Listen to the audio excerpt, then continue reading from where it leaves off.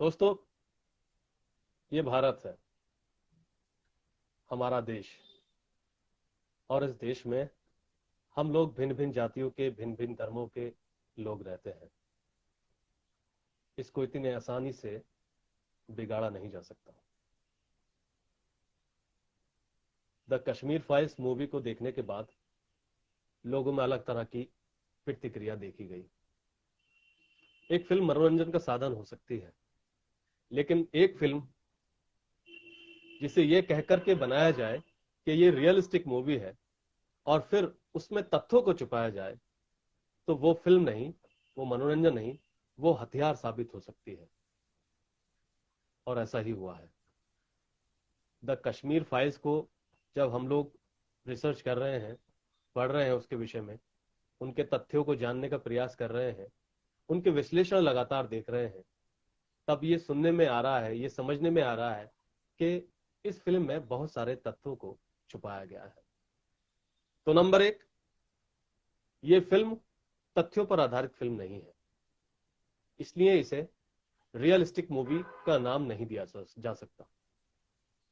बहुत सारे तथ्य इस फिल्म में छुपाए गए हैं, इसलिए इसे रियलिस्टिक मूवी नहीं कहा जा सकता। बहुत सारे पहलुओं पर इसमें नजर नहीं डाली गई है, इसलिए इसे रियलिस्टिक फिल्म नहीं कहा जा सकता। इसमें एक ही चीज जिंदा है और वो है सांप्रदायिकता का औजार। और ये मैं नहीं कह रहा हूं, ये वो विश्लेषक कह रहे हैं, ये वो तमाम लोग कह रहे हैं जिन्होंने इस फिल्म का विश्लेषण लगातार किया है, जिसमें बहुत सारे नाम मेरे पास हैं, जिसमें खुद ऋषभ दुबे हैं, संतोष कुमार झा हैं, पत्रकार पीयूष बवेले हैं, पत्रकार आशीष सागर हैं, सुरेंद्र नौरवा हैं, अशोक कुमार पांडे हैं, इंद्र कुमार हैं, कविश अजीज लैलिन है, अनिल प्रताप बोध है। ऐसे बहुत से मेरे पास नाम हैं जिन्होंने इस फिल्म का विश्लेषण लगातार किया है और लगातार वो सोशल मीडिया पर इस विषय में लिख रहे हैं, इस विषय में लोगों को आगाह कर रहे हैं, लोगों को बता रहे हैं। और यही कारण था कि आज ये लाइव हमें करना पड़ा, वो भी एक ऐसे मेहमान के साथ जो बहुत दूर है हमसे और बहुत बड़े विशेषज्ञ हैं इस विषय के, जो खास तौर से फिल्मों की समीक्षा करते हैं। पढ़े लिखे नौजवान, खुला जहन रखने वाले, खुली सोच रखने वाले, साफ सुथरा और बेहतर व्यक्तित्व रखने वाले ऋषभ दुबे जी को हम लोग आपके साथ जोड़ रहे हैं, ताकि आप उनकी की हुई समीक्षा को समझ सकें, इस फिल्म के बारे में जो सही तथ्य है वो जान सकें। और इतना ही नहीं, और जो दूसरे साथी हैं और जो दूसरे लोग हैं, जो दूसरे पत्रकार हैं, जो खुल करके इन बातों का और इस फिल्म के बारे में अपनी बात रख रहे हैं, उसका आप और हम विश्लेषण देखते रहें। किसी धर्म, मजहब, जाति, वर्ग, समुदाय और इसके अतिरिक्त जितनी भी चीजें समाज में चलती हैं, उसमें अगर कोई प्रोपेगेंडा, कोई एजेंडा शामिल है तो कृपया उसकी रिसर्च जरूर कर लें। बहुत पढ़ने के बाद, बहुत समझने के बाद, बहुत जानने के बाद बहुत सारे ऐसे सवालात हैं जिनके बारे में हमें पता चला। इस फिल्म में कई सारे तथ्य ऐसे हैं जो अगर सामने आते तो कई सारी चीजों पर बहस शुरू हो जाती, पर आज सिर्फ एक ही बात पर बहस है कि कांग्रेस पार्टी खराब है, मुस्लिम समुदाय के लोग अच्छे नहीं होते, जो अच्छे होते हैं वो ढोंग करते हैं। और इतना ही नहीं, इस फिल्म की जो हकीकत है वो ये बयान करती है कि इस फिल्म से समाज में सिर्फ नुकसान होने के अलावा और कोई दूसरा स्वरूप सामने नजर नहीं आता। और झूठ के एजेंडे से, प्रोपेगेंडे से इसमें सिर्फ ये दर्शाया गया है कि इस फिल्म में जो लोग शामिल थे और जो भी कश्मीरी पंडितों के साथ हुआ, वो उसकी जिम्मेदार महज कांग्रेस पार्टी है या फिर मुस्लिमों का बाहुल होना है। ऐसे में बहुत लोगों ने अपनी प्रतिक्रियाएं दी हैं और उन प्रतिक्रियाओं में शामिल है हमारे बीच में ऋषभ दुबे। ऋषभ जी नमस्कार। असल में जब मैं वीडियो पे आ रहा हूँ तो मेरा ईयरफोन डिस्कनेक्ट हो जा रहा है बार बार, और मैं वापस जा रहा हूँ तो फिर अब वो आप सुन पा रहे हैं? वही ग्लिच आ रहा है, मुझे दोबारा से रिक्वेस्ट भेजनी पड़ रही है। ऋषभ जी आप क्योंकि मैं बिना देख रहा हूँ। ईयरफोन के हमें सुन सकते हैं? जी, ऋषभ जी आप आवाज आ बिना रही है मेरी ईयरफोन के हमें सुन सकते हैं? जी जी, मुझे बिल्कुल सुनाई साफ दे रहा है। आवाज आ आप रही है तक ऋषभ मेरी भाई। आवाज आ रही है? जी बस ठीक है। बिल्कुल साफ आवाज आ रही है ऋषभ भाई। कैसे हैं जी आप पहले ये बताएं? बहुत। जी मैं एकदम बढ़िया। बहुत माजरत सभी लोगों से जो लोग मुझे यहाँ सुनने के लिए भी आए हुए थे, काफी ताखीर हो गई बात में। खैर अब शुरू करते हैं। जी भाई। ऋषभ भाई मैं लोगों को भूमिका में आपका तारुफ जो है वो करा चुका हूँ और जी जी जी, मैंने हालांकि सुना मेरी था। जबान में वो तासीर नहीं है। नहीं काफी नहीं, देर से बिल्कुल ऐसा लोग नहीं। जो है वो जुड़ रहे हैं हमारे साथ में और काफी साथी आपके विषय में जानना चाह रहे थे। बहुत सारे लोग तो जैसे हमने आज सुबह पोस्ट डाली है बहुत सारे लोग विजिट करके आए हैं आपकी प्रोफाइल पे। और इतना ही नहीं, कल वाली जो समीक्षा थी आपकी, परसों वाली जो द कश्मीर फाइल्स फिल्म को लेकर के आपने दी थी, उसको लोगों ने, हमारे लोकल के क्षेत्र के लोगों ने शेयर भी किया। मैंने देखा है उसको बड़ी करीब से। तो लोग कहीं ना कहीं आपके इस विश्लेषण को पसंद कर रहे हैं। तो आपका स्वागत है हमारे लोगों इस की प्लेटफॉर्म पे मोहब्बत है। सबसे पहले ऋषभ। बहुत बहुत शुक्रिया। शॉर्ट फिल्म और बाकी जो दीगर फिल्म्स है उसके लिए हाँ जी। आप लगातार लिख रहे हैं बिल्कुल। और उसके लिए आप लगातार काम कर रहे हैं। बिल्कुल। चलिए खैर, काफी देर से साथी जुड़े हुए हैं ऋषभ भाई। मैं तो चाहता हूं कि सबसे पहले एक तारुफ जो मैं आपको दे चुका हूं और एक बार एक छोटा सा तारुफ आपकी तरफ से भी हो जाए ताकि जो हमारे व्यूवर है वो समझ सकें कि हम उनसे मेरे ख्याल किसकी से सब मुलाकात लोग करवा रहे हैं। जिस जिस मुद्दे के लिए हम लोग यहाँ बैठे हैं, मेरे ख्याल से वो सुनने के लिए बेताब होंगे। मैं बस छोटा सा कह देता हूँ। मैं कानपुर के पास एक छोटा सा शहर है औरई, मैं वहां से आता हूँ। 12वीं तक मेरी पढ़ाई वहां हुई, फिर मैं बनारस गया, बीएचयू से मेरी ग्रेजुएशन हुई है, बीए ऑनर्स हिस्ट्री में।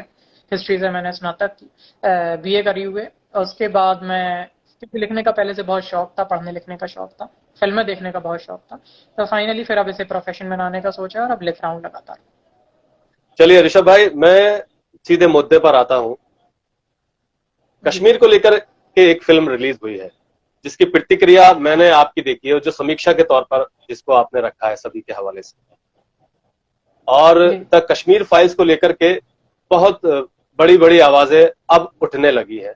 लोग लगातार कह रहे हैं कि इसमें तथ्यों को छुपाया गया है। लोग लगातार कह रहे हैं कि इससे सांप्रदायिक माहौल बन सकता है। लोग लगातार कह रहे हैं कि ये जो फिल्म है इससे कई समुदाय वर्गों में और भारत की संस्कृति में, भारत की एकता वाली संस्कृति में काफी सेंध लगाई जा सकती है, नुकसान हो सकता है। कई लोग कह रहे हैं कि राजनीतिक तौर का स्टंट के तौर पर, राजनीतिक हथियार इसको लोग बना सकते हैं। ऐसे में आपका विश्लेषण, आपकी समीक्षा इस फिल्म को लेकर के क्या है? मैं दर्शकों तक आपकी बात पहुंचाना चाहता जी। देखिए, बात मेरे ख्याल से यहाँ से शुरू करते हैं कि आर्ट और सिनेमा के बारे में एक वन लाइनर, एक जुमला बहुत फेमस है कि art should always comfort the disturb and disturb the comfortable.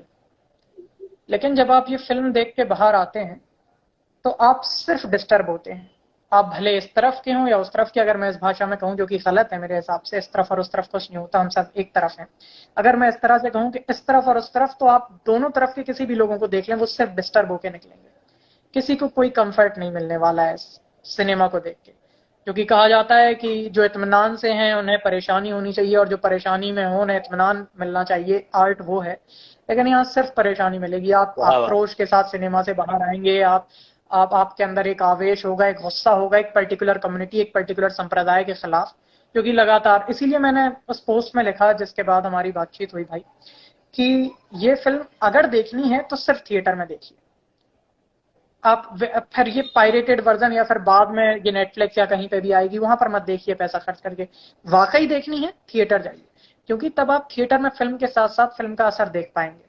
जब लगातार आप पीछे एक संप्रदाय विशेष को गाली पड़ते देखेंगे, लगातार लोगों को हिंसक नारे लगाते हुए देखेंगे, लगातार भीड़ को और उग्र होते हुए देखेंगे, लगातार एक पर्टिकुलर पॉलिटिकल पार्टी जिसका इससे पूरी तरह तो नहीं कहूंगा, लेकिन भले थोड़ा बहुत ही जुड़ाव था, लेकिन पूरी तरह तो बिल्कुल नहीं था, क्योंकि कांग्रेस उस वक्त सरकार में नहीं थी, ना ही स्टेट और ना ही सेंट्रल में।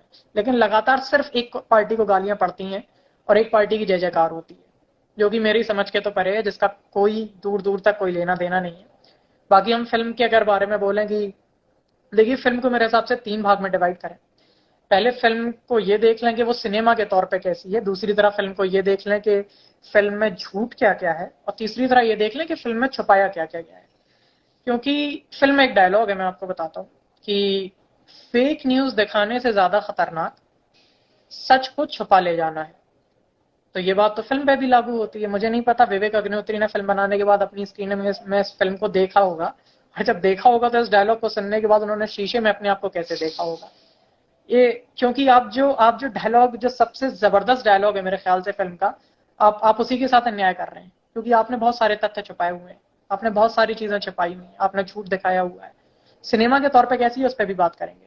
तो अगर आप कहें तो मैं यहां से शुरू करता हूं कि फिल्म में छुपाया क्या क्या गया है, फिर झूठ पे आते हैं।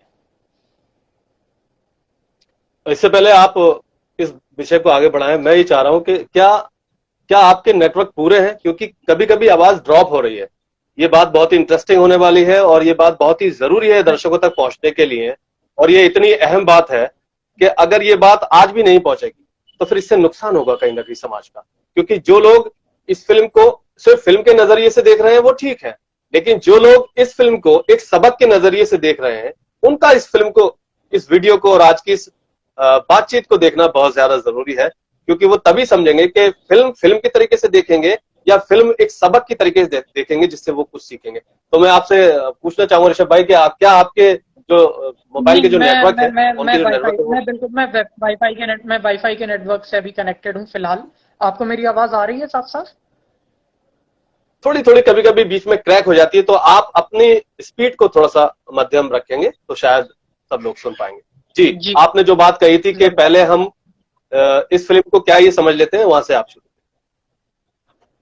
जी, देखिए, फिल्म पहले यहाँ से शुरू करते हैं कि फिल्म में छुपाया क्या क्या गया है। देखिए, फिल्म में ब्यूरोक्रेसी से एक इंसान को दिखाया गया। मेरे ख्याल से मैंने जो फिल्म में गौर कर पाया वो एक हिंदू है, जो कि जिसका रोल मिथुन चक्रवर्ती ने किया है, जिन्हें एक वाइट शेड में दिखाया गया है कि वो पूरी कोशिश करते हैं। और 2 से 3 नेताओं को फिल्म में दिखाया गया है जो कि लगातार ब्लैक शेड में दिखाए जाते हैं। सिर्फ 2 से 3 नेता दिखाए गए हैं, जैसे कि मुफ्ती सईद को दिखाया गया है, जो कि होम मिनिस्टर थे उस वक्त, जो कि मुस्लिम है, जिन्हें एक नेगेटिव शेड में दिखाया गया है कि वो लगातार मना कर रहे हैं उन्हें मदद करने से कश्मीरी पंडितों को। दूसरा नेता दिखाया गया है फारूक अब्दुल्ला, जिन्हें भी नेगेटिव शेड में दिखाया गया है। और मेरी समझ के परे है कि फारूक अब्दुल्ला को आप इस मसले में नेगेटिव शेड में कैसे दिखा सकते हैं। मैं यहाँ ध्यान दिला दूं कि ये वही फारूक अब्दुल्ला हैं जो पहले शख्स थे, पहले सीएम थे, जिन्होंने सीआरपीएफ को बुलाया था जम्मू एंड कश्मीर में। फारूक अब्दुल्ला वो शख्स थे जब मुफ्ती मोहम्मद सईद की बेटी राबिया सईद का अपहरण होता है और उसके बदले में आतंकवादी कहते हैं कि कुछ आतंकवादियों को छोड़ा जाए, जिसके बदले में राबिया सईद को छोड़ा जाएगा, तो फारूक अब्दुल्ला इस बात को साफ साफ मना कर देते हैं। फारूक अब्दुल्ला दो टूक बोलते हैं कि मैं आतंकवादियों को किसी भी शर्त पर नहीं छोड़ूंगा, क्योंकि वो कश्मीर का भला चाहते थे, कश्मीरी पंडित, कश्मीरी मुस्लिम, उसमें सभी कोई आता है। लेकिन लगातार दबाव बनाया जाता है सेंट्रल गवर्नमेंट से, जो कि वीपी सिंह की के नेतृत्व में चल रही थी। बीजेपी के 80-84 लगभग सांसदों का उसका समर्थन था, और जनता दल की गवर्नमेंट थी जिसका कांग्रेस से कोई लेना देना नहीं था। तो उसके दबाव में आके फाइनली फारूक अब्दुल्ला को रिजाइन देना पड़ता है। लेकिन फारूक अब्दुल्ला के रिजाइन को भी फिल्म में ऐसे दिखाया गया है जैसे वो अपनी जिम्मेदारी से भागे हों। उन्होंने रिजाइन दिया जैसे कि वो जिम्मेदारी से भाग रहे हैं कि वो बचा नहीं सकते, बल्कि रिजाइन इस बात पर था कि उन्हें मजबूरन राबिया सईद को छोड़ना पड़ा था बदले में कुछ आतंकवादियों के। तो ये एक सबसे बड़ा झूठ है कि फारूक, और दूसरी तरफ फारूक अब्दुल्ला को, जो कि मेन एंटागोनिस्ट, जो कि मेन विलन है फिल्म का, बेट्टा कराटे से मिलता हुआ दिखाया जाता है कि वो उनसे मिले हुए थे, जो कि सरासर बकवास है। फारूक अब्दुल्ला के बारे में अगर आप पढ़ेंगे, उनके बारे में जानेंगे, तो आपको समझ में आएगा कि उन जितना सांप्रदायिक सौहार्द कायम करने वाला नेता हिंदुस्तान में बहुत कम है। बहुत कम मिसालें आप दे पाएंगे फारूक अब्दुल्ला जैसे नेताओं की। वो एक शानदार नेता थे। आप खुद सोचिए, सीआरपीएफ को वो क्यों बुलाते अगर उन्हें ऐसा करना होता? वो आतंकवादियों को क्यों ना छोड़ देते, जबकि सेंट्रल गवर्नमेंट कह रही थी कि छोड़ दीजिए? वो छोड़ सकते थे, लेकिन उन्होंने रिजाइन करना बेहतर समझा क्योंकि उनकी बात नहीं मानी जा रही थी। तो फारूक अब्दुल्ला को नेगेटिव शेड में दिखाया गया, यानी कि एक पर्टिकुलर कम्युनिटी के नेताओं को लगातार नेगेटिव शेड में दिखाया जा रहा है। दूसरा, एक तथ्य छिपाया गया कि सेंटर में किसकी सरकार है। लगातार फोन हमें दिखाए जाते हैं कि एक नेता को कॉल करी जा रही है जहां से सरकार की मदद नहीं आ रही, लेकिन लगातार ये नहीं बताया जाता है कि वो नेता कौन है, वो सरकार किसकी है। मैं आपको बताता हूँ, मैं जब फिल्म देख रहा था तो जब इस तरह के सीन आए तो पीछे वाले शख्स ने, दो लोग जो साथ में बैठे थे उनमें से एक ने बोला सरकार किसकी थी, तो उसके बगल वाले ने माँ बहन की गालियां देते हुए बोला ये कांग्रेस की थी। लगातार मैं अभी वीडियो देख रहा हूँ कि कुछ 3-4 औरतों का वीडियो वायरल हो रहा है जो कि सिनेमा हॉल से बाहर आ रही हैं, और कुछ एक रिपोर्टर उनके पास जाते हैं और वो लगभग 3 से 3.5 तक लगातार कांग्रेस को गालियां देती हैं कि कांग्रेस ने ऐसा करा, कांग्रेस नीच है, वगैरह वगैरह। मैं किसी पॉलिटिकल पार्टी का समर्थन में नहीं हूँ, लेकिन जो सच है वो सच तो बोलना पड़ेगा ना। जैसे मुंशी प्रेमचंद अपनी एक कहानी सच में के कहते हैं कि समर्थन में ईमान आप के डर से, जी बस वही बात है कि बिगाड़ के डर से ईमान की बात कब तक ना कहोगे। प्रेमचंद की एक कहानी में ये वक्तव्य है, तो बस वही बात है कि बिगाड़ से डर तक कब तक क्या ईमान हुआ? की बात नहीं कहेंगे। क्या? ये बहुत जरूरी चीज है। बाकी ये मैंने बताया सेंटर में कौन था ये छुपाया गया। एक आखिरी में स्पीच है जो लोगों को बहुत पसंद आ रही है नौमान भाई, जो कि एक लगभग 10 से 15 मिनट का एक मोनोलॉग है जिसमें बहुत जबरदस्त दर्शन कुमार जो कि वो एक्टर हैं, कृष्णा पंडित का रोल कर रहे हैं, एक बहुत बड़ी स्पीच देते हैं जिसमें वो लगातार इस बात को एस्टेब्लिश करते हैं कि कश्मीरियत जो है वो हिंदुओं की ही देन है, एक पर्टिकुलर कम्युनिटी की देन है, और मुसलमानों ने इसे तोड़ा, यहाँ पे आके लोगों को कन्वर्ट कराया, जिसमें सूफी भी थे, दरवेश वगैरह वगैरह, और उन्होंने एक पर्टिकुलर कम्युनिटी ने लगातार बर्बाद किया है कश्मीर को, वहाँ के कल्चर को, वहाँ की संस्कृति को, वहाँ के रहन सहन को, वहाँ की वादियों को, और एक कम्युनिटी उसे बचा रही थी, जो कि इसमें आधा सच है, आधा झूठ है, और लगभग लगभग बहुत सारी बकवास है। मैं आपको एक एग्जाम्पल देता हूँ। जी मेरी आवाज आ रही है? जी जी, आ रही है आवाज। जी जी जी, मैं बोलता हूँ। लगातार बताया जाता है कि इस वक्त में लोग आए, उन्हें कन्वर्ट कराया गया, कत्लेआम मचा हुआ था, वगैरह वगैरह। लेकिन वो इसी जगह एक बात को सच छुपा ले जाते हैं, जो कि 1400 की 14वीं और 15वीं शताब्दी में एक सुल्तान हुआ कश्मीर में जिसका नाम था जैनुल आबदीन। जी जैनुल आबदीन के बारे में मैं आपको जी बताता हूँ जिसका सच छिपाया गया कि जैनुल आबदीन इतने शानदार शासक थे जी कि उन्होंने अपने वक्त में काउ स्लॉटर बैन करवाया था हिंदुओं के लिए। लगातार पूरे कश्मीर, पूरे जम्मू में वहां पे काउ स्लॉटर बैन था, जो कि आज भी जो सो कॉल्ड हिंदुत्ववादी सरकारें हैं वो नहीं करवा पाई हैं। काउ स्लॉटर बैन था जैनुल आबदीन के वक्त में। जैनुल आबदीन के शासन काल में जजिया जो टैक्स जो सिर्फ नॉन मुस्लिम्स पे लगता था, जजिया को बैन कराया गया था। और सबसे बड़ी बात जो मुझे सबसे शानदार जी लगी कि जैनुल आबदीन ने जो जो जो हिंदू थे जो कि कन्वर्ट हो गए थे, मुस्लिम्स बन गए थे, कुछ तलवार की दम पर बने थे, बिल्कुल इसमें कोई शक नहीं है कि तलवार की दम पर लोग कन्वर्ट हुए थे। और कई लोग जिन्होंने अपने किसी जी ना किसी वजह से शायद वो एक निचले तबके से हिंदुओं में आते थे जिनके साथ भेदभाव होता था, और क्योंकि इस्लाम एक सबको बराबर से देखने की बात रखता था तो उसमें कन्वर्ट हुए थे। लेकिन जैनुल आबदीन अपने शासनकाल में साफ साफ कहता है कि जो लोग भी कन्वर्ट हुए हैं वो हिंदू में वापस आ सकते हैं। वो पूरी छूट देता है कि जो लोग कन्वर्ट हुए थे वो वापस से अपना ओ धर्म अपना सकते हैं। और एक हिस्टोरियन हुए निजामुद्दीन, मैं आपको बता दूं, निजामुद्दीन ने अपनी किताबों में लिखा है कि उस वक्त बहुत बड़ी तादाद ऐसे लोगों की थी जो वापस हिंदुइज्म में कन्वर्ट हुए। तो आप सोचिए, एक ऐसे शानदार वो इंसान की बात को छुपाया गया जो शायद अगर उस बात को दिखाया जाता तो एक मैसेज जाता कि सब एक जैसे नहीं थे, दोनों तरफ के लोग थे, जो कि मैं मतलब हमेशा कहता हूं कश्मीरियत कि में, जनरलाइज करना बकवास। जी मतलब कश्मीरियत में कहने का मतलब ये है कि कश्मीर की कहानी तो दिखाई गई है, लेकिन कश्मीर की विरासत जी को बनाने वाले लोग, जैसा कि आपने जिक्र किया, जैनुल आबदीन थे, और जिन्होंने गाय के कत्ल खानों को आते ही रोक लगाई, और जी कश्मीर का हिस्सा जो उन्होंने अपने तरीके से बनाया, और उसके बाद जो लोग जबरदस्ती कन्वर्ट हुए थे, जो हिंदू या जो कश्मीरी पंडित जबरदस्ती मुस्लिम बनाए गए थे, उनको जो है वापस से कन्वर्ट करने की बात, वापस से हिंदू धर्म में आने की बात उन्होंने कही। जैनुल आबदीन का जिक्र कर रहे थे, और आप हिस्टोरियन निजामुद्दीन का जिक्र कर रहे थे। जी जी हाँ। तो हाँ, मैं वही कह रहा था कि लगातार ये उस स्पीच में इस बात को स्टेब्लिश किया गया है कि एक विशेष वर्ग के लोग लगातार खिलाफ थे इन लोगों के, और उनका कश्मीर में कोई योगदान नहीं है।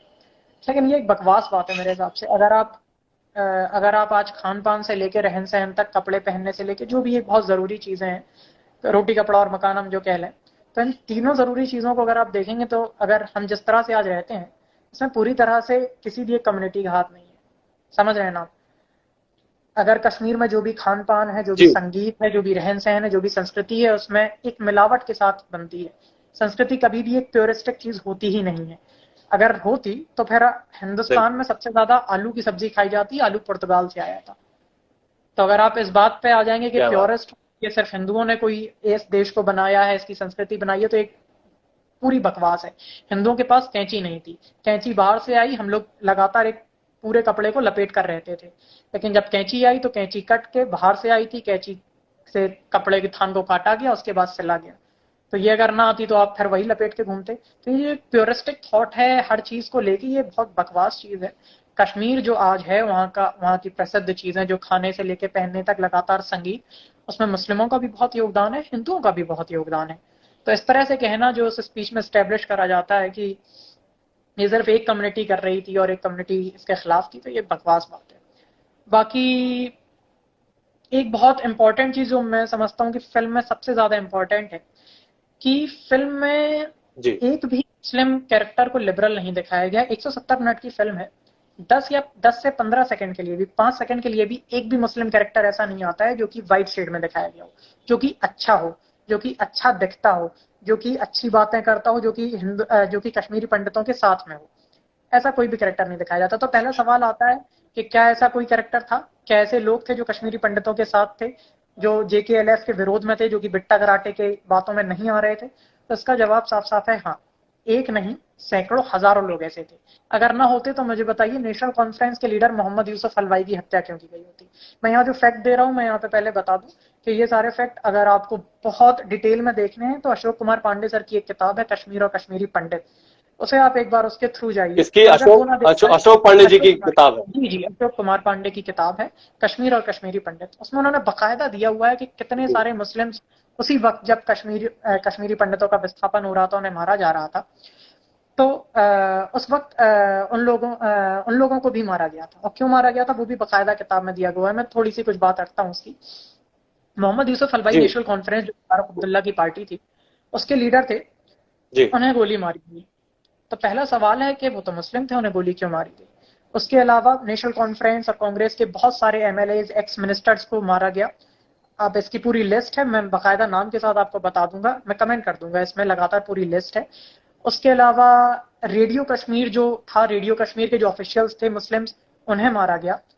वहां के जी। जो मीर वाइस सबसे बड़े धर्मगुरु थे कश्मीर के, वहां पे उनकी हत्या करी गई। लगातार लोगों को मारा गया जो कि मुस्लिम कम्युनिटी से आते थे। तो पहला सवाल, उन्हें क्यों जी। मारा गया? उन्हें इसलिए मारा गया क्योंकि जेकेएलएफ उन्हें प्रो इंडियन समझता था। वो समझता था कि ये लोग हिंदुस्तान के समर्थक हैं, वो समझता था कि ये लोग कश्मीरी पंडितों के हितैषी हैं, कश्मीरी पंडितों को अपना मानते हैं, कश्मीरी पंडितों से जुड़ाव रखते हैं। इन सब चीजों को छुपा लिया गया, इन हत्याओं को नहीं बताया गया लगातार, बल्कि और मुस्लिम नॉर्मल जेकेएलएफ तो ठीक है, जेकेएलएफ एक ऐसा आतंकी संगठन था जिसने कत्ले गैरत मचाई, वो ठीक है। लेकिन उसके अलावा जो नॉर्मल लोग हैं कश्मीर के, उन्हें भी ब्लैक शेड में दिखाया गया। आप देखते हैं कि जब पुष्कर के घर में जो अनुपम खेर ने दिखाया है, वहां पे हत्या करने के लिए लोग जाते हैं, तो एक उनके बगल का पड़ोसी होता है जो जगह बताता है। तो लोगों के दिमाग में ये बैठाया जा रहा है कि देखिए पड़ोस के लोग भी ऐसे थे जो उनके खिलाफ हो गए थे। एक सीन है जहां पर राशन की दुकान के बाहर लोग हैं, लाइन लगाए हुए हैं, और वहां पर दिखाया जाता है कि मुस्लिम औरतें उनको राशन नहीं लेने दे रही हैं। लगातार ये इस बात को एस्टेब्लिश किया जाता है कि सिर्फ जेकेएलएफ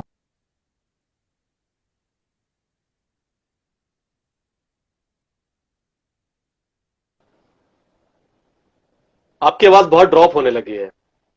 ओ, मैं बात रखता हूँ, मैं फिर से थोड़ा सा बता देता हूँ कि लगातार जिस तरह से दिखाया जाता है कि वहां के पड़ोस के लोग, कश्मीर के सभी मुसलमान उनके खिलाफ थे। तो एक बहुत छोटी सी बात है भाई, कश्मीर में एक फैक्ट है, 4% कश्मीरी पंडित और 96% मुसलमान। तो आप ये बताइए कि अगर सब सारे मुसलमान कश्मीरी पंडितों के खिलाफ खड़े हो जाते तो क्या एक भी बचता? आज भी वहां 8,000 कश्मीरी पंडित बिल्कुल। रह रहे आप हैं। मैं बिल्कुल बीच में आपकी बात को रोकते हुए ये बात बता रहा हूं कि बिल्कुल उत्तर प्रदेश या फिर भारत जैसी स्थिति है, जैसे भारत में मुसलमानों की स्थिति है और हिंदू भाइयों की स्थिति है, ठीक वैसे ही कश्मीर में मुसलमानों और हिंदुओं की स्थिति थी। तो आप ये कहना चाह रहे हैं कि जैसे कि भारत में अगर सारे हिंदू खराब हो जाए तो मुसलमानों का जीना दूभर हो सकता है, लेकिन वो खड़े रहते हैं अपने मुसलमान भाइयों के साथ में, और वो खड़े रहते हैं उन खराब आवाज उठाने वालों के साथ में, ताकि उनके साथ कोई ज्यादती ना हो सके। तो आप कह रहे हैं कि ठीक वैसे ही कश्मीर में बहुत सारे ऐसे मुसलमान थे, क्योंकि 96% मुसलमान थे और 4% केवल हिंदू थे, तो बहुत ऐसे मुसलमान थे जो उनको बचाने के लिए वहां पर खड़े होते थे, और कुछ कट्टर लोग होते थे। मतलब आज जैसी परिस्थिति वहां पर मौजूद। जी, मैं इसका एक उदाहरण आपको दे देता हूँ कि क्या वहां पे लोग खड़े हुए थे। एक कश्मीरी पंडित है, मैं उनका नाम भूल रहा हूँ, उन्होंने इस बात को कोट किया था जब उनके पास अशोक सर पहुंचे थे, बाकायदा जब वो अपनी किताब लिख रहे थे इंटरव्यू करने के लिए। तो उन्होंने बताया था कि एक गांव था जहां पे कांग्रेस के एक लीडर थे, गुलाम नबी। ये गुलाम नबी आजाद से मैं अलग बात कर रहा हूँ, गुलाम नबी आजाद एक अलग लीडर है। वहां पे लोकल लीडर थे कांग्रेस के जिनका नाम गुलाम नबी था। उस पूरे गांव में जितने भी जी कश्मीरी पंडित थे, लगातार जब इस विस्थापन की बात चल रही थी तो गुलाम नबी ने साफ साफ कहा था कि मेरे होते हुए आप लोगों को कहीं जाने की जरूरत नहीं है। और उनमें से कोई भी वहां से नहीं गया था। लेकिन बाद में गुलाम नबी को जी गोली मारी जाती है, गुलाम नबी को मारा जाता है, और उसके बाद डर के मारे, क्योंकि वो जो एक ढाल बन के खड़े थे उन्हें मार दिया जाता है जेकेएलएफ के द्वारा, वो कश्मीरी पंडित वहां से चले जाते हैं। तो लोग तो बचा रहे थे, मुस्लिम लोग भी मारे जा रहे थे। तो ये जो बकवास है कि जी ऐसा हुआ ऐसा नहीं हुआ वगैरह वगैरह, तो ये बड़ी प्रॉब्लमेटिक सी चीज है। एक जर्मन फिल्म है नौमान भाई, द लाइव्स ऑफ अदर्स। उसमें एक बहुत शानदार डायलॉग है, writers are the engineers of the soul. लेखक आत्मा को हाँ बनाते हाँ। हैं। लेकिन जब इस तरह की फिल्में, इस तरह के राइटर, इस तरह के डायरेक्टर्स अगर आएंगे तो फिर वो आत्मा तो दूषित करी जाएगी ना। वो झूठी बातें रख के, आधा फसाना आधी कहानी वाली बातें अगर आप रखेंगे तो फिर वही बात है कि बात तो सच है, writers are the engineers of the soul, लेकिन फिर वो सोल कैसा होगा ये आप समझ सकते हैं जब इस तरह की बातें, इस तरह की चीजें रखी जाएंगी। जी बिल्कुल ऋषभ भाई, हम जैसा कि सुन पा रहे हैं, आप लगातार आपने अभी अभी जो बातें बताई हैं वो कुछ फैक्ट्स ऐसे बताए जो फिल्म में होने चाहिए थे और है नहीं। आपने बताया कि फिल्म में, जी पूरी फिल्म में एक भी मुस्लिम कैरेक्टर ऐसा नहीं है जिसको व्हाइट शेड में वो दिखा पाते, जबकि हजारों और लाखों की तादाद में मुसलमान ऐसे थे जो उस दौरान कश्मीरी पंडितों के साथ में खड़े हुए थे। तो आपकी इस बात से ये समझ में आता है कि फिल्म का नजरिया क्या था। स्क्वाड्रन लीडर जी रवि खन्ना की मौत हुई थी उसी वक्त, जो कि हिंदुस्तान की तरफ जी से तैनात थे, स्क्वाड्रन लीडर थे। उनका इस फिल्म में एक सीन था जिसमें उन्हें गोली मारी जाती है। उसमें ये सीन था, लेकिन फिर वो ओके। सीन काट दिया गया है। सीन क्यों काटा गया है वो मैं आपको बताता हूँ। रवि खन्ना जी की पत्नी कोर्ट गई हैं और उन्होंने इस बात की अपील करी है कि उनके पति की मौत को एक बहुत ही डिस्टॉर्शन ऑफ फैक्ट्स, बहुत अलग एंगल से दिखाया जा रहा है, जो कि साफ साफ गलत है। जिसके बाद कोर्ट का आदेश आता ओ है और उस फिल्म से एक सीन को हटाया गया है। तो आप समझ सकते हैं कि उन शहीदों को की मौत को भी भुनाया जा रहा है अपने एक एजेंडे के लिए। अगर वो उनकी पत्नी ना आती तो उस सीन को भी दिखाया जाता और उससे भी बहुत सारा बवाल मचता। लेकिन वो तो भला है उनका कि वो सामने आए और उन्होंने सीन को कटवा दिया। अब आते हैं कि मैं इस उनका फिल्म को इंटरव्यू हम कैसे लोग देखता हूँ। लगातार उनका इंटरव्यू लगातार हम लोग देख रहे हैं। शायद उन्हीं की बात करें, स्क्वाड्रन लीडर की पत्नी है, और अभी पीछे इंटरव्यू भी किया है उन्होंने, और उन्होंने इस फिल्म पे पूरी तरीके से ऐतराज उठाया और कहा है कि ये फिल्म सच्चाई पर बिल्कुल आधारित नहीं है, और कहीं ना कहीं इस फिल्म को राजनीतिक तौर पर दिखाया जा रहा है, और मुसलमानों के खिलाफ हिंसा भड़काने का उनका आरोप है, और लगातार उन्होंने इस फिल्म का खंडन किया है। शायद उन्हीं की आप बात कर रहे हैं। जी बिल्कुल, जी बिल्कुल, मैं उन्हीं की बात कर रहा हूँ। अब जो आपका क्वेश्चन था कि मैं इस फिल्म को कैसे देखता हूँ, देखिए साफ, इससे ज्यादा बेहतर है कि ये जाने कि लोग इस फिल्म को कैसे देखते हैं। तो उसी से समझ में आ जाएगा कि मैं अगर एक सेकुलर इंसान इसे देखेगा तो कैसे देखेगा। फिल्म शुरू होती है, कांग्रेस को गालियां पड़ती हैं जिसका फैक्ट से कोई लेना देना नहीं है। मुसलमानों को गालियां पड़ती हैं जिसका फैक्ट से कोई लेना देना नहीं है, जो कि एक बहुत अलग शेड के साथ दिखाया गया है। लगातार आप एक वीडियो देख रहे होंगे जिसमें एक इंसान खड़ा होकर बोल रहा है कि शाहरुख खान, सलमान खान, आमिर खान की फिल्में देखना बंद करो। मुझे समझ नहीं आ रहा कि इसका इस बात से क्या लेना देना है। आप समझ सकते हैं कि वो तीनों एक पर्टिकुलर कम्युनिटी से आते हैं, इसलिए उन्हें बॉयकॉट की बात हो रही है। तो फिल्म किस तरह से लोगों लोगों को भड़का रही है, किस तरह से लोगों लोगों के अंदर एक जहर घोल रही है, वो साफ साफ समझ में आता है। तो वही चीज है, मैं फिल्म देख के बाहर आता हूँ तो एक सज्जन बोलते हैं कि हिंदू इकट्ठे नहीं हुए इसलिए ऐसा हुआ, और हम लोगों को एक वोट डालने में भी मौत आती है और ये लोग ऐसा करते हैं।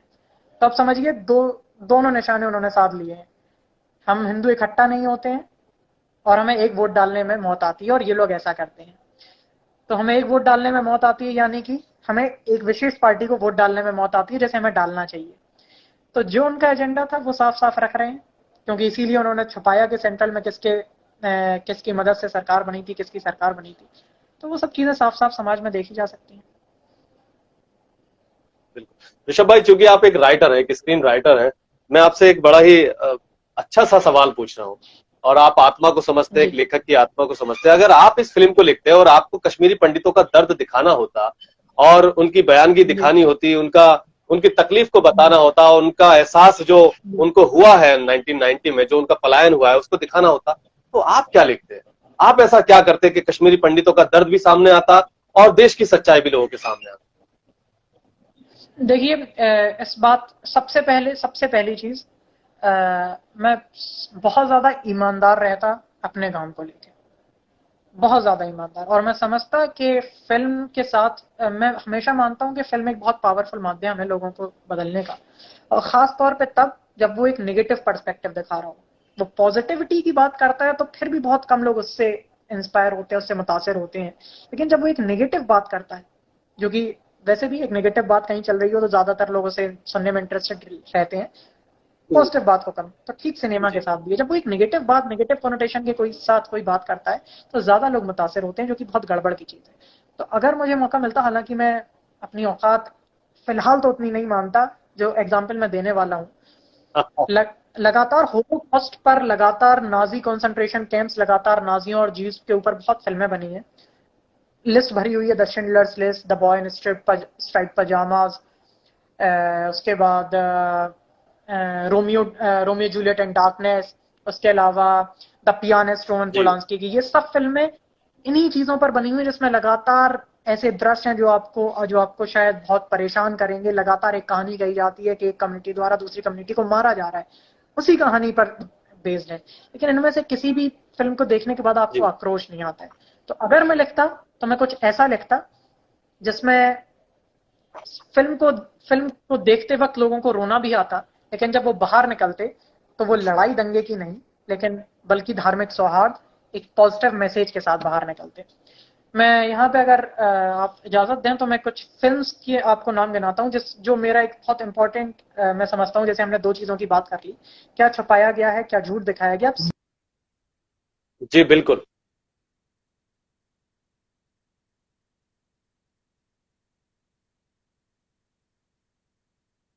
हालात है।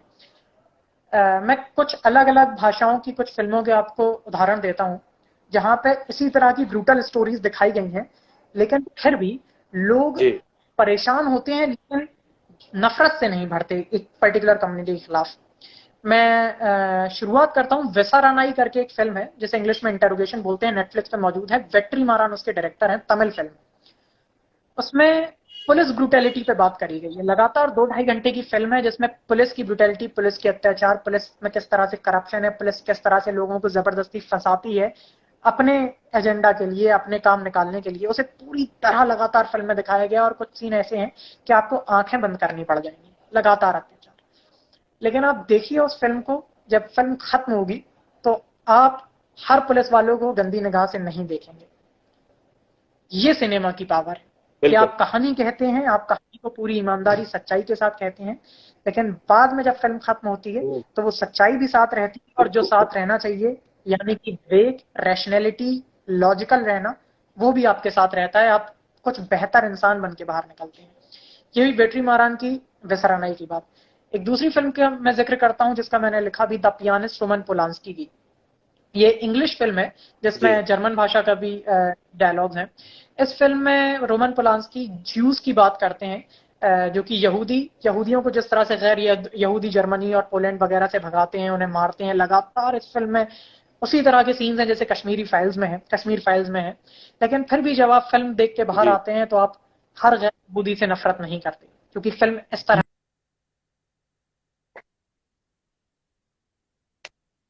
कनेक्शन जरा हट गया था। तो वही बात है कि जिस तरह से फिल्में बनाई जानी चाहिए। मैंने दो फिल्मों का जिक्र किया, मैं तीसरी फिल्म का जिक्र करता हूँ। पंजाबी में एक फिल्म आई, चार साहबजादे, जो कि स्टोरी बहुत फेमस है। गुरु गोबिंद हाँ सिंह साहब के चार लड़कों को जिस तरह से मारा गया। चार साहबजादे जी 2014 में शायद आई थी, मैंने देखी है। उस फिल्म जी के कुछ दृश्यों को देख के कोई ऐसी ऑडियंस नहीं होगी शायद जिसकी आंखों में आंसू ना आ जाए। बहुत शानदार फिल्म है। जी लेकिन वही बात, जब चार साहबजादे खत्म होगी, चार साहबजादे के इनफैक्ट दौरान भी जब आप बाहर आते हैं तो आप एक बेहतर इंसान बन के आते हैं। आप ये चिल्लाते हुए नहीं फिरते हैं कि वाह फलां कम्युनिटी को मार दो क्योंकि फलाने ने गुरु गोविंद सिंह साहब के 4 लड़कों को मार दिया था, उन्हें मौत के घाट उतार दिया गया था। मान ली चार साहबजादे का जिक्र किया। इसके अलावा एक बहुत अभी शानदार फिल्म आई थी सुजीत सरकार की, सरदार उधम, जो उधम सिंह साहब की बायोग्राफी है, एक तरह से बायोपिक है, जिसमें सरदार उधम की कहानी है। उस 164 मिनट की फिल्म में लगभग आधे घंटे तक, लगभग 20 से 25 मिनट तक सिर्फ और सिर्फ जलियांवाला बाग में हत्याकांड दिखाया जाता है। लगातार गोलियां चल रही हैं, निहत्थे निर्दोष लोग मारे जा रहे हैं। लगातार सुजीत सरकार पूरी ब्रुटैलिटी के साथ उस सीन को शूट करते हैं। लगातार 20-25 मिनट तक सिर्फ खून खराबा है फिल्म में। लेकिन बात फिर भी वहीं आती है, वो फिल्म का मैसेज, और वो फिल्म इस तरह से बनाई गई है कि फिल्म देखते हुए या फिल्म देखने के बाद आप हर अंग्रेज से नफरत नहीं करते। इनफैक्ट अगर आप पहले करते होंगे, मैं नहीं यहां कर तक कहूंगा, अगर आप पहले हर अंग्रेज को गलत निगाह से देखते होंगे तो फिल्म देखने के बाद आप हर अंग्रेज को गलत निगाह से नहीं देखेंगे। ये सिनेमा की पावर है, ये एक अच्छे निर्देशक का काम है। कहीं ना कहीं आपकी जी बात पर आमिर खान की वो फिल्म याद आ गई मुझे जिसमें वो क्रिकेट मैच खेलते हैं और वो अंग्रेजी क्वीन की जो जो प्रिंसेस होती हैं अंग्रेजों ब्रिटानिया की, और वो उनका एग्जैक्टली साथ और सहयोग बिल्कुल। देती हैं, आशुतोष तो उससे ये आशुतोष समझ में बिल्कुल बिल्कुल आता है। आशुतोष गोवारकर साहब ने उसका स्क्रीन प्ले लिखा है और उसका डायरेक्शन किया है। लगान मूवी की आप बात कर रहे हैं, तो देखिए किस तरह से एक लगातार एक कम्युनिटी के खिलाफ एक लोगों का, गांव के लोगों का मैच है, लेकिन एक कैरेक्टर, सिर्फ एक कैरेक्टर को स्क्रीन प्ले में इस तरह से इंट्रोड्यूस कर दिया जाता है जिससे पूरी कहानी का रंग बदल जाता है, जिससे आप हर अंग्रेज से नफरत नहीं करते, जिससे आपको हमदर्दी होती नहीं है उन लोगों के प्रति भी, उस औरत के प्रति भी, उसकी कम्युनिटी के प्रति भी। तो यही तरीका है क्या बात। फिल्म कहने का, फिल्म को दिखाने का। एक और फिल्म मुझे याद आ रही है, चेक भाषा में एक फिल्म है, रोमियो जूलियट एंड डार्कनेस। ये बहुत शानदार नोवेल भी है, जिसे निर्मल वर्मा साहब ने, जो कि बहुत शानदार कवि रहे, बहुत शानदार नोवेलिस्ट रहे, हिंदी में उन्होंने ट्रांसलेट किया था चेक से डायरेक्ट, रोमियो जूलियट और अंधेरा के नाम से। जिन लोगों ने वो किताब ना पढ़ी हो और जी रोमांटिक और इस तरह की किताबें पढ़ने के शौकीन हो तो वे किताब जरूर पढ़ें। रोमियो जूलियट एंड डार्कनेस पर एक फिल्म बनी 1959-60s में समथिंग, चेक भाषा में फिल्म है, जो कि उसी ज्यूज नॉन ज्यूज के दौरान एक एक दृश्य को, एक पूरे उस चीज को फिल्माती है, उस दौर को, उस मंजर को फिल्माती है जो उस वक्त चल रहा था। लेकिन फिर मैं वही बात कहूंगा कि उसका उद्देश्य हेट फैलाना नहीं, उसका उद्देश्य था कि आप एक बेहतर इंसान बने। प्लेटो ने एक दफा कहा था, सुकरात वाले जो जो दार्शनिक रहे प्लेटो, प्लेटो ने कहा था कि ज्ञान अभिशाप बन जाता है यदि उद्देश्य शुभ ना हो। तो अगर आपकी इंटेंट गंदी है, अगर आपकी इंटेंशन खराब है, तो फिर कोई फायदा नहीं कि आपको कितना ज्ञान है, कोई फायदा नहीं आप कितने बड़े फिल्म मेकर हैं, कोई फायदा नहीं कि आपने कितना पैसा कमा लिया, कोई फायदा नहीं आपने कितनी शोहरत कमा ली, कोई फायदा नहीं कि आप फला फला प्रधानमंत्री के साथ फोटो खिंचा लाए, कोई फायदा नहीं कि आपने तमाम सूबों में अपनी फिल्म टैक्स फ्री करा ली, कोई फायदा नहीं कि लोग आपकी जय जयकार कर बिल्कुल। रहे हैं। क्योंकि जो गलत था वो गलत हो चुका है। मुझे यहाँ पे एक जुबैर अली ताबिश एक शायर हैं, उनका एक शेर याद आया। उनका शेर है कि इरशाद हो।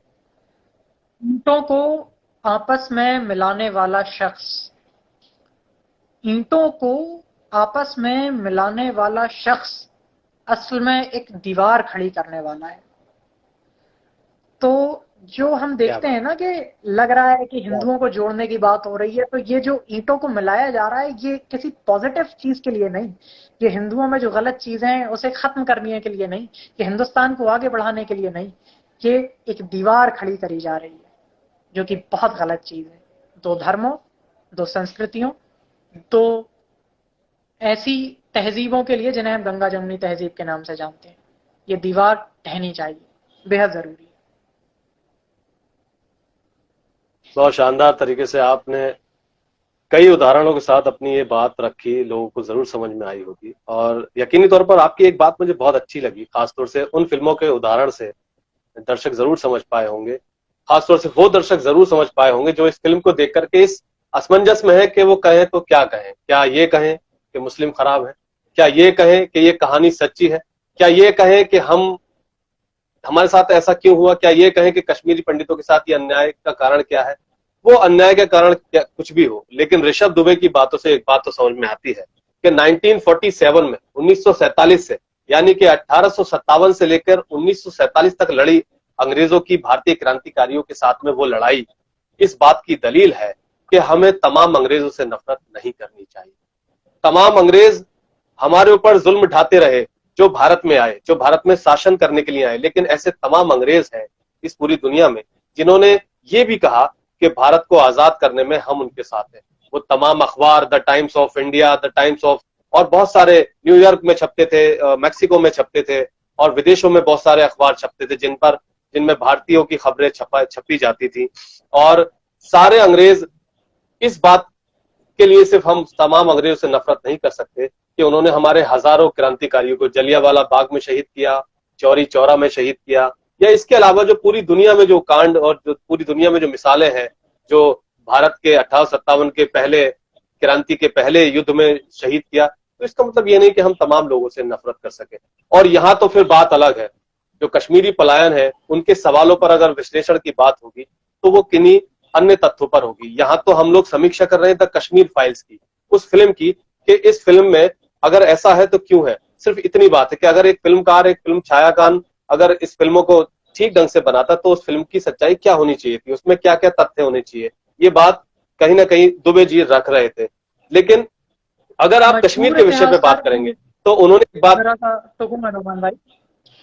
मशहूर इतिहासकार प्रोफेसर इरफान हबीब ने एक बात कही है, मुझे आपकी बात से अचानक याद आ गई कि हिस्ट्री को किस तरह से मैनिपुलेट किया जाता है।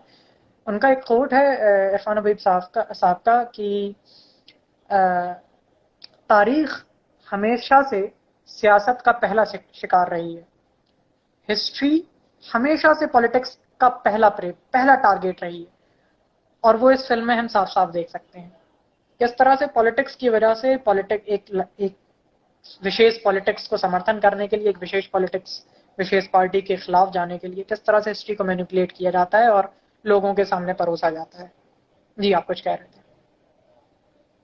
जी बिल्कुल, तो यहाँ पर कुछ तथ्य निकल के आए फिल्म को लेकर के कि अगर फिल्म बनाई जाती है तो फिल्म होती है मनोरंजन का साधन, और अगर कहीं वो फिल्म रियलिस्टिक होती है तो हम चूंकि एक लेखक की जबान से ये बात सब सुन रहे हैं, जो कहीं ना कहीं स्क्रीन के और शॉर्ट फिल्मों के लेखक हैं, रचयिता हैं, उनके मुंह से ये बात सुन रहे हैं, उनका ये कहना है बार बार कि फिल्म का नजरिया ऐसा होना चाहिए कि जब फिल्म देख करके मनोरंजक होने वाला व्यक्ति बाहर निकले तो उसका जो मन है वो स्फूर्ति से भरा होना चाहिए, उसको वो उसके अंदर वो पॉजिटिवनेस होनी चाहिए मनोरंजन के प्रति या फिर सिनेमा के प्रति।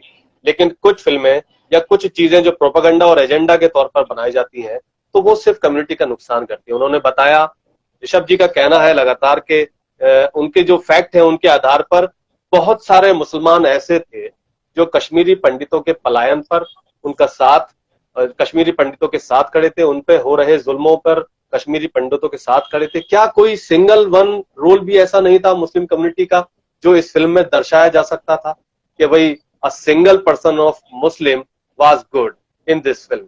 तो इन सवालों को लेकर के कहीं ना कहीं ये फिल्म कटघरे में जाती है और इसकी समीक्षा खतरे में जाती है कि ये फिल्म एक एजेंडा है, एक प्रोपेगेंडा है किसी एक कम्युनिटी को भड़काने का। अच्छा दुबे जी, मैं आपसे एक सवाल और लेना चाहूंगा यहाँ पर।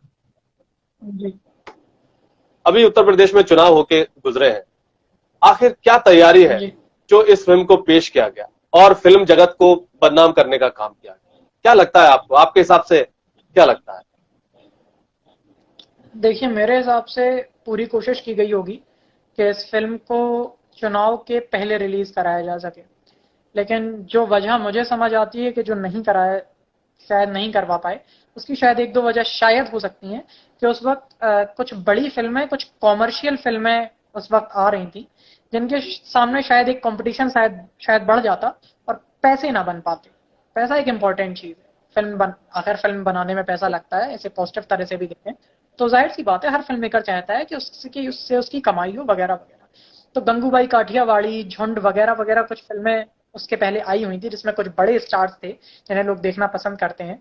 तो मेरे ख्याल से अगर वो फिल्में ना आ रही होती तो ये फिल्म थोड़ा और पहले रिलीज होती, और इस बात में कोई शक नहीं है, जो लोगों के अंदर मैं गुस्सा और जो लोगों का मैं रिएक्शन देख रहा हूँ फिल्म देखने के बाद, कि ये फिर आंकड़ा जो 260 270 गया, ये 300 के पार चला जाता अगर ये फिल्म पहले रिलीज हो जाती किसी वजह से।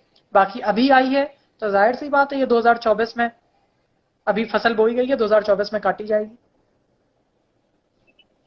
बिल्कुल, कहीं ना कहीं राजनीति से समझ में आता है आपकी समीक्षा से कि कहीं ना कहीं राजनीति इसमें घर कर गई है। भाई साफ साफ और देखिए, मैं आपको हमारा बता दूं, विवेक अग्निहोत्री कितने राजनीति से जुड़े हुए हैं, ये उनकी ट्विटर टाइमलाइन पे जाके देखा जा सकता है।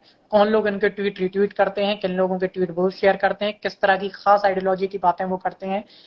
वो लिबरल्स को लिबरांडू लिप्टार्ड बोलते हैं, वो सेकुलर्स को सेकुलर्स बोलते हैं, जो उन्होंने फिल्म में दिखाया वो जेएनयू के खिलाफ हैं, वामपंथियों के खिलाफ हैं, वो अर्बन नक्सल जैसा टर्म कॉइन करते हैं, वो मुस्लिम्स को खराब बताते हैं। तो ये सब चीजें जब आप इसे नोट डाउन करोगे और आप थोड़ा सा भी दिमाग लगाओगे, ये सब चीजें कौन लोग करते हैं, तो आपके दिमाग में एक लाइन आएगी कि ये लोग वो करते हैं जो राइट विंग एक्सट्रीमिस्ट हैं। राइट विंग एक्सट्रीमिस्ट कौन लोग हैं वो आप समझते हैं। तो जाहिर सी बात है वो किस तरह की विचारधारा के हैं। अकबर इलाहाबादी का एक शेर है कि शेख अपनी रग को क्या करें, रेशे को क्या करें, शेख अपनी रग को क्या करें, रेशे को क्या करें, मजहब के झगड़े छोड़ें तो पेशे को क्या करें। तो जिस शख्स का पेशा मजहब में उन्माद फैलाना, मजहबी उन्माद फैलाना, दो मजहबों को टकराना है, तो वो क्या ही करेगा, उसका पेशा है भाई, वो तो करेगा ही। ऋषभ भाई, आखिर में अनुपम खेर की जिंदगी पर आपसे कुछ टिप्पणी चाहते हैं। मैं जानना चाहता हूं कि क्या ये उनकी कहानी है, क्या उसमें शामिल है अनुपम खेर जी की जिंदगी। आजकल बड़े सवाल उठ रहे हैं कि अनुपम खेर ने ये बताया कि उसमें वो एक कश्मीरी पंडित का रोल निभाया है, जबकि तमाम लोगों का कहना यह है कि ये अपने माँ बाप को रोटी नहीं दे पाए। शिमला में इनका घर है और ये कहीं ना कहीं इन पर बहुत सारे सवाल उठे हैं। तो मैं आपसे पूछना चाहूंगा, चूंकि आप फिल्मों में यकीन भी रखते हैं, उनमें आपका शौक भी है और आप वो कहीं ना कहीं लिखते भी हैं, आपसे पूछना चाहूंगा ये टिप्पणी क्या कहेंगे अनुपम खेर जी के बारे में इस फिल्म के फिल्मांकन पर। अनुपम खेर मुझे बतौर अभिनेता बहुत पसंद रहे हमेशा से, अभी भी है बतौर अभिनेता, लेकिन लगातार जो एक आइडियोलॉजी के साथ और एक पर्टिकुलर कम्युनिटी के खिलाफ वो लगातार जो है कुछ वक्त से, जिसमें उनके अपने रीजन से मैं समझ सकता हूँ, किरण गोयर को राज्यसभा सांसद बनाना हमने लगातार, खुद भी बहुत सारी चीजें होती हैं। बाकी फैक्ट्स तो यही है कि 1960 में उनका परिवार वहां से, शायद 1960 अगर मैं सही कोट कर रहा हूँ, 1960 में उनका परिवार वहां से शिफ्ट होकर शिमला चला गया था। तो मुझे समझ में नहीं आता उन्होंने कैसे कुछ झेला है। बाकी हो सकता है उनकी फैमिली का कोई हो जिसने झेला हो, मैं बिल्कुल इससे इनकार नहीं कर रहा, लोगों ने झेला है, लोगों को झेलना पड़ा है। लेकिन जिस तरह से, जितनी एग्रेसिव होके, जितना ज्यादा इस बात को वो एस्टेब्लिश कर रहे हैं, वो तो सच्चाई से कोसों दूर है। उन्हें नहीं झेलना पड़ा है, अगर झेलना पड़ा होता तो है।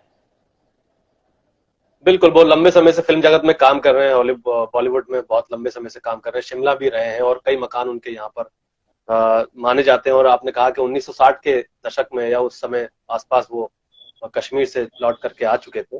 तो पलायन का दर्द वो क्या जाने, पलायन का दर्द तो 90 वाले ही जान सकते हैं, और फिर क्यों ना हो, वो दर्द बड़ा दर्द था। और ये दर्द अगर किसी के भी साथ हो तो इसमें यकीनन तकलीफ होगी।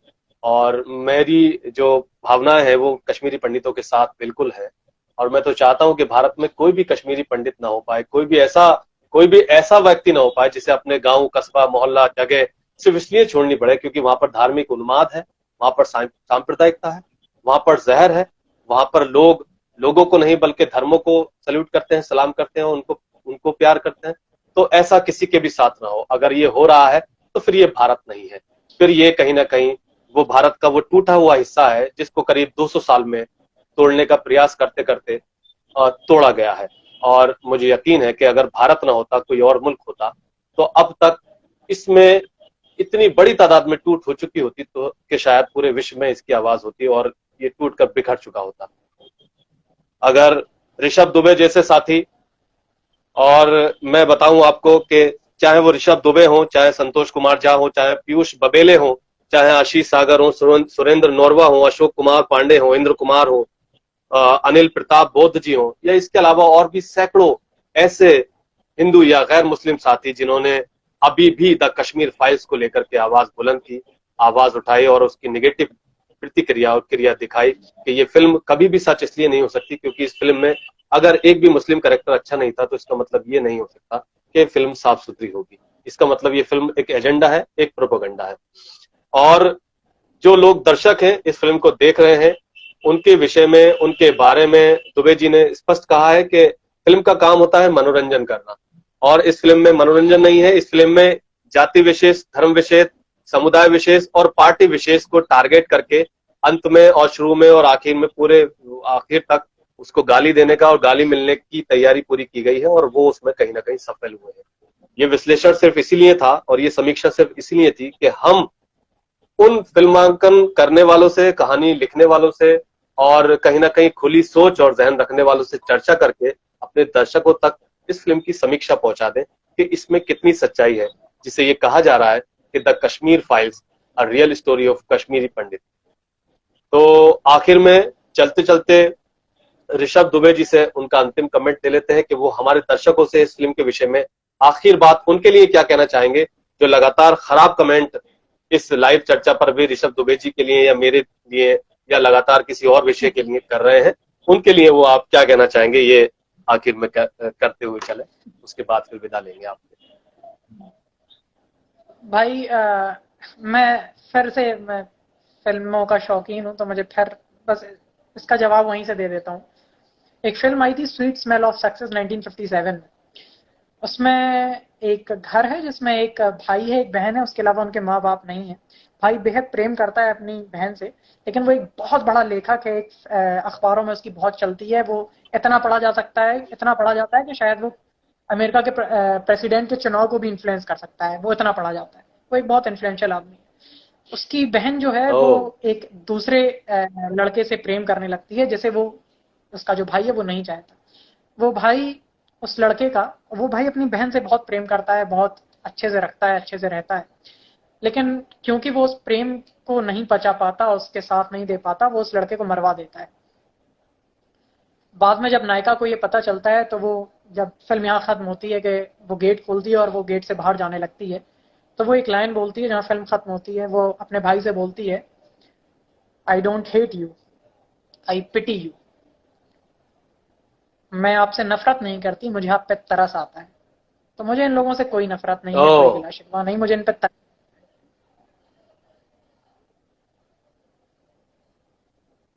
आपकी आवाज ब्रेक हुई थी, लास्ट वाली बात हम सुन नहीं पाए आपकी ऋषभ दुबे जी। जी, मैंने ये कहा कि फिल्म के आखिर में एक सीन आता है जहाँ पे वो नायिका को पता लगता है कि उसके प्रेमी को उसके भाई ने मरवाया है, और वो दरवाजे से बाहर जा रही होती है। तो वो अपने भाई बहुत उदास है, और वो भाई से कहती है कि I don't hate you, I pity you.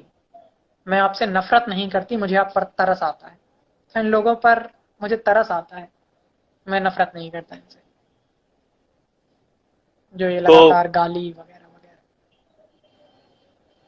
Rishabh Dubey ji का अंतिम कमेंट हमने लिया और उन्होंने स्पष्ट तौर पे कहा है कि वो लोग जो अपनी आंखें नहीं खोल पा रहे हैं और जो लोग ये सोच रहे हैं कि अभी भी ये फैक्ट सुनने के बाद उन्हें लगता है कि हम गलत हैं या वो गलत कह रहे हैं, तो उन्हें उन पे गुस्सा नहीं आता, उन्हें उन पर तरस आता है। तो आखिर में फिर समीक्षा हो चुकी है फिल्म की और आप लोग समझ चुके हैं और जान चुके हैं कि इस फिल्म का कितना महत्व है, क्या महत्व है। विवेक अग्निहोत्री जो इस फिल्म के डायरेक्टर हैं, उनका क्या नजरिया है, वो क्या है, ये बात आप उनके ट्विटर हैंडल से जाकर के समझ सकते हैं। और इसके अतिरिक्त जो इस फिल्म में जितने भी कैरेक्टर हैं वो फिल्म को निभाने में जरूर कामयाब हुए हैं। उन्होंने बहुत अच्छी एक्टिंग इसमें जरूर की है, क्योंकि दर्शक लगातार रोए हैं। लेकिन कहानी को लेकर के अगर कहानीकार की बात करें तो कहानी इसमें असलियत से कोसों दूर है, और कहानी को लेकर के रियलिस्टिक तो बिल्कुल भी नहीं कही जा सकती। ये फिल्म की सबसे बड़ी समीक्षा है।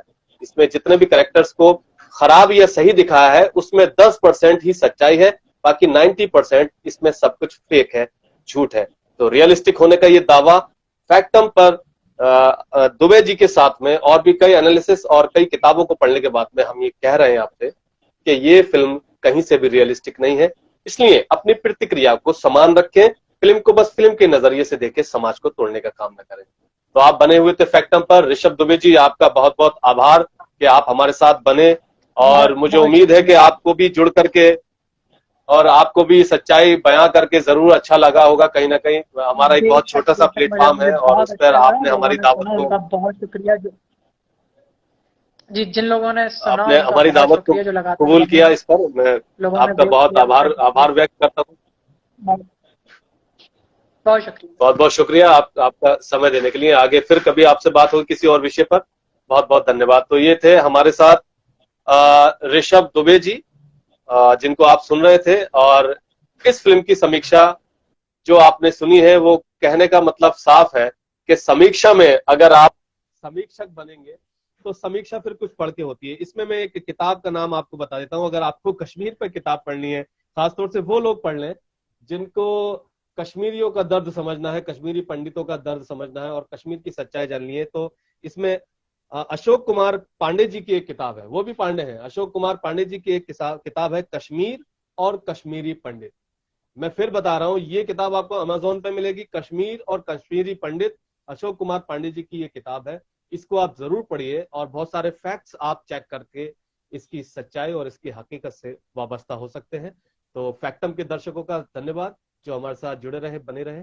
आगे भी इसी तरह के फैक्ट से जुड़ी खबरें, इसी तरह की फैक्ट से जुड़े मुद्दे और उन सब चीजों पर हम और आप आपस में चर्चा करते रहेंगे जिनकी समाज को जरूरत है और जिनकी रोशनी में लाने की जरूरत है।